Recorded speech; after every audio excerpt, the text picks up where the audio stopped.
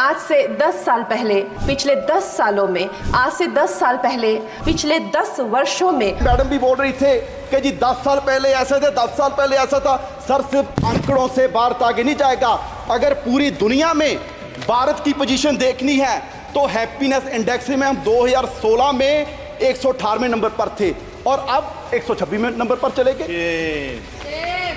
Global hunger में हम 111वें number पर हैं 125 देशों में।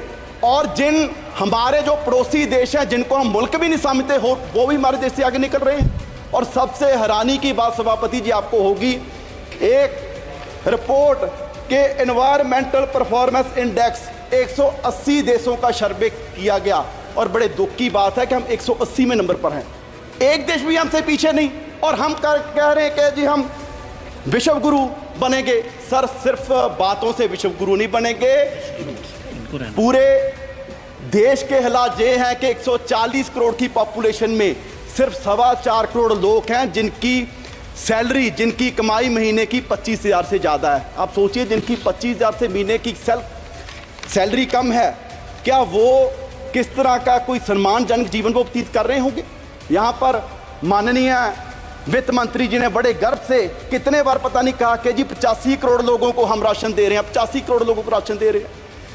ये कोई गर्व की बात नहीं, मुझे लगता है कि सरकार के लिए शर्म की बात है कि पिछले 10 साल में आप 85 करोड़ लोगों को गरीबी से बाहर निकाल पाए और आप इसकी चीज को बड़े गर्व से बता रहे हैं। बैजा बैजा बैजा ओ बैजा ओ बैजा बैजा। और सर, बैजा, ऐसे देश आगे नहीं बढ़ेगा।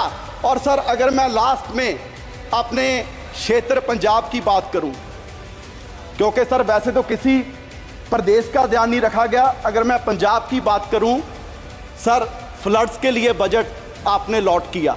आपने कहा जी साम में फ्लड्स आए, बिहार में फ्लड्स आए, उत्तराखंड में फ्लड्स आए, हिमाचल में फ्लड्स आए। क्या सर पंजाब देश का हिस्सा नहीं है?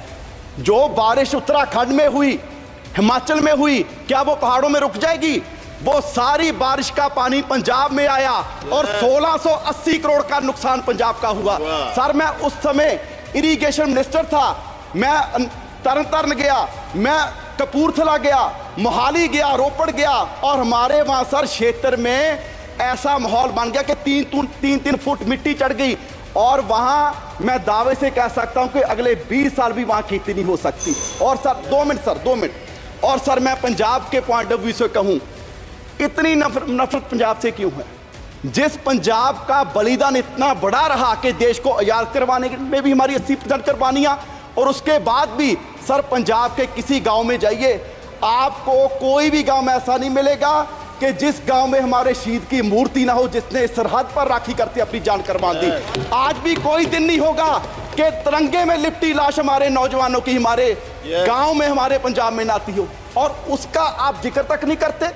जिस बात के लिए आप कह रहे हैं कि जी देश आत्मनिर्भर हो गया, आत्मनिर्भर हो गया, आत्मनिर्भर करने में भी सबसे बड़ा योगदान हमारे किसानों का है। और वो कोई ऐसे नहीं हुआ, हमें मूल्य उतारना पड़ा, हमें अपना पानी बर्बाद कर लिया, हमें अपनी धरती बर्बाद कर ली। और पंजाब से कैंसर एक्सप्रेस ट्रेन जाती है सर राजस्थान, वो इसलिए जाती है क्योंकि देश का पेट भरने का काम पंजाब कर रहा है। और आप उसके लिए हमें दे क्या रहे हैं? हमारी झांकियां तक आपने 15 का 26 जनवरी में से निकाल दी। सो सर, मेरी मांग है कि पंजाब को स्पेशल पैकेज दिया जाए। हमारी इंडस्ट्री बर्बाद हो रही है, उसके लिए स्पेशल पैकेज दिया जाए। और ये बजट मैं कहूंगा कि सिर्फ बचाने का हनुमान बेनीवाल जी।